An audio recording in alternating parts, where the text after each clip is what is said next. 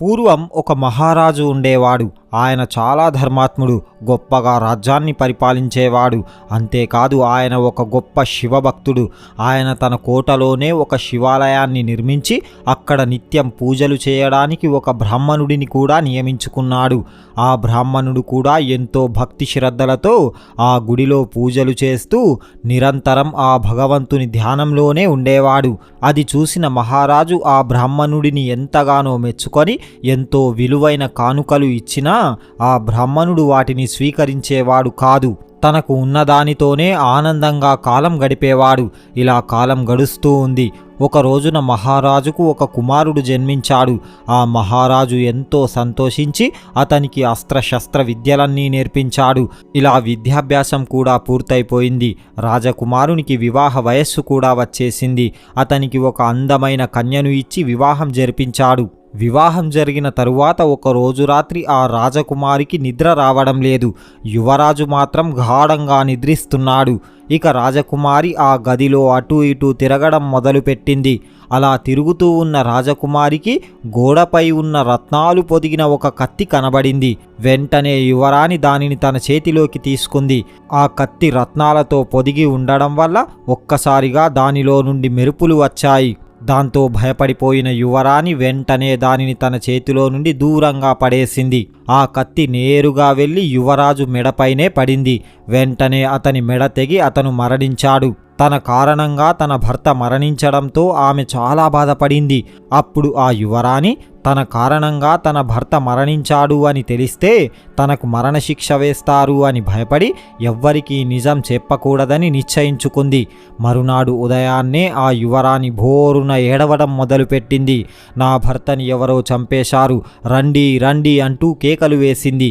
ఆ కేకలు వినగానే మహారాజుతో సహా అందరూ అక్కడికి చేరుకొని ఏమైంది, ఎందుకు అలా అరుస్తున్నావు అంటూ అడుగుతారు.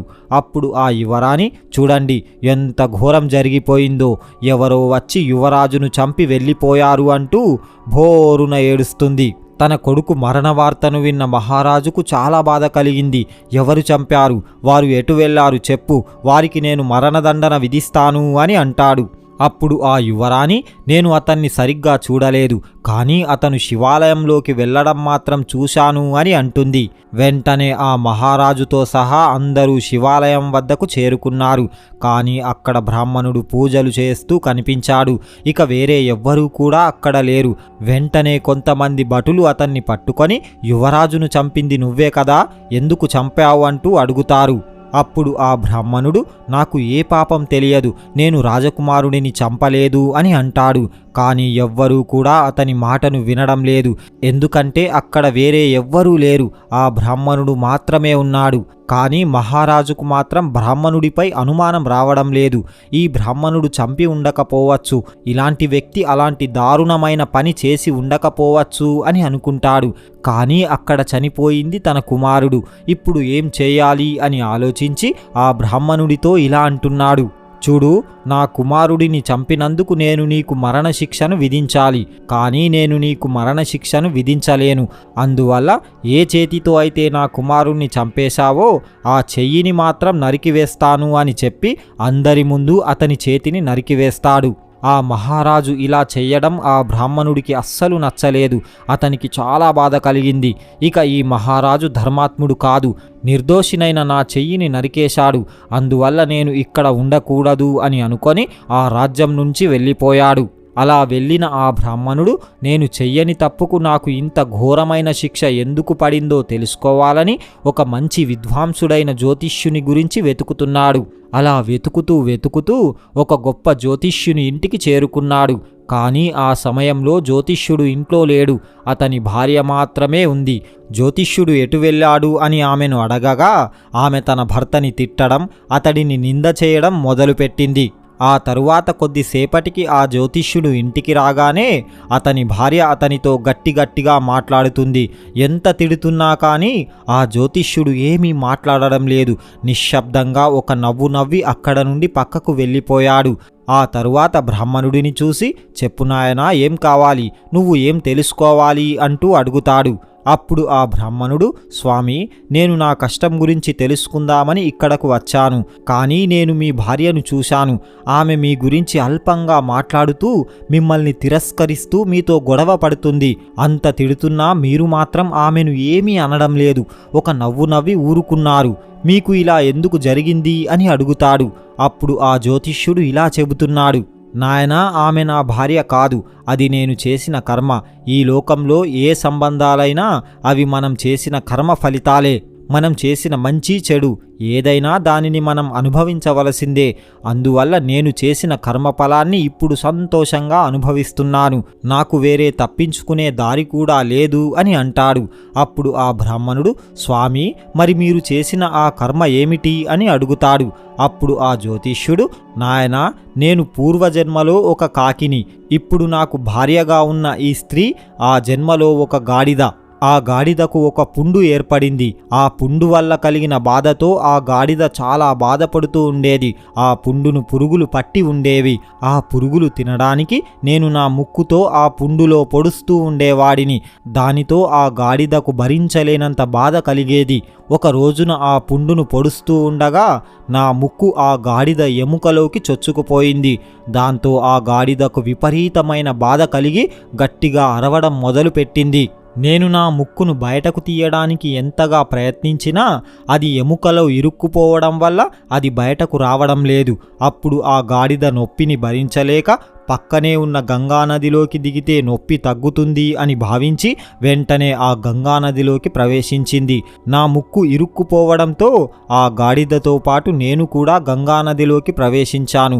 అదే సమయంలో నీటి ప్రవాహం ఎక్కువ కావడం వల్ల ఆ గాడిద మరియు కాకి రెండూ కూడా నదిలో కొట్టుకుపోయి కొద్ది దూరం వెళ్ళిన తరువాత రెండూ కూడా నీటిలో మునిగి చనిపోయాయి. ఆ పవిత్రమైన గంగానదిలో మేము ప్రాణాలను వదలడం వల్ల మరుసటి జన్మలో ఆమె బ్రాహ్మణ వంశంలో జన్మించింది. నేను ఈ జన్మలో జ్యోతిష్యుడిని అయ్యాను. ఈ జన్మలో ఆమెనే నాకు భార్యగా లభించింది. ఇలా కొన్ని రోజులు నన్ను తిడుతూ బాధ పెడుతూ ఉంటుంది. కానీ నేను కావాలని ఆ జన్మలో గాడిదను బాధ పెట్టడానికి మాత్రం నేను పొడవలేదు. అలాంటి ఉద్దేశం కూడా నాకు లేదు.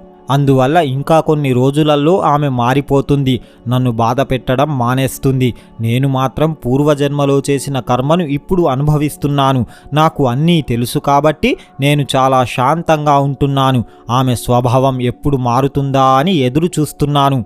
ఇప్పుడు చెప్పు, నీ సమస్య ఏమిటి? ఎందుకు వచ్చావు అంటూ అడుగుతాడు.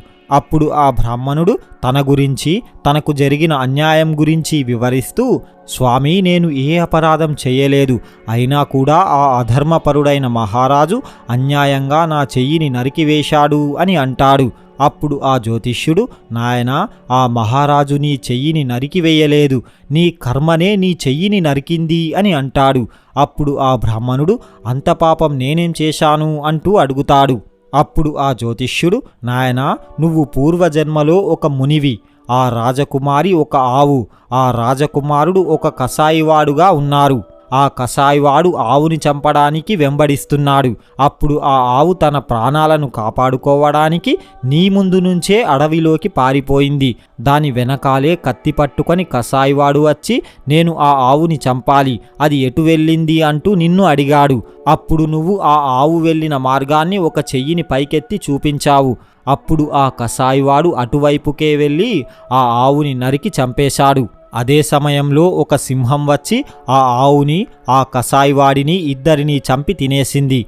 ఆ తరువాతే ఆ కసాయివాడికి రాజకుమారుడిగా, ఆ ఆవుకి రాజకుమారిగా జన్మ లభించింది. ఒక రోజున పూర్వజన్మలో చేసిన కర్మల కారణంగా మళ్ళీ ఆ ఇద్దరు కలిశారు. పూర్వజన్మలో ఆవును చంపినందుకు అదేవిధంగా రాజకుమారి చేతిలోంచి కత్తి జారి రాజకుమారుడి తల తెగిపోయింది. ఇదంతా కూడా కర్మ ఫలితమే. నువ్వు నేను చేసినది ఇందులో ఏమీ లేదు. ఇక నువ్వు పూర్వజన్మలో ఒక చేత్తో ఆ ఆవు జాడను చూపించావు కాబట్టి నీ వల్లే ఆ ఆవు మరణించింది. కాబట్టి ఆ పాపకర్మనే నీ చెయ్యిని నరికేలా చేసింది. ఇందులో నీదే దోషముంది, వేరే ఎవరిదో కాదు అని అంటాడు. ఇక చేసేది ఏమీ లేక చేసిన కర్మలు అనుభవించక తప్పదు అని భావించి ఆ బ్రాహ్మణుడు అక్కడ నుండి వెళ్ళిపోయాడు. చూశారు కదా, కర్మ ఎవ్వరినీ వదిలిపెట్టదు. పూర్వజన్మలో చేసిన కర్మ ఫలితాలను తప్పకుండా ఈ జన్మలో అనుభవించవలసిందే. చూశారు కదా, మీకు గనక ఈ వీడియో నచ్చితే జై శ్రీకృష్ణ అని ఒక చిన్న కామెంట్ చేయండి. ఇలాంటి మరిన్ని వీడియోస్ కోసం ఇప్పుడే మా ఛానల్ని సబ్స్క్రైబ్ చేసుకోండి. పక్కనే ఉన్న బెల్ ఐకాన్ని ప్రెస్ చేయండి. మా వీడియోని లైక్ చేయండి, షేర్ చేయండి. జై శ్రీకృష్ణ.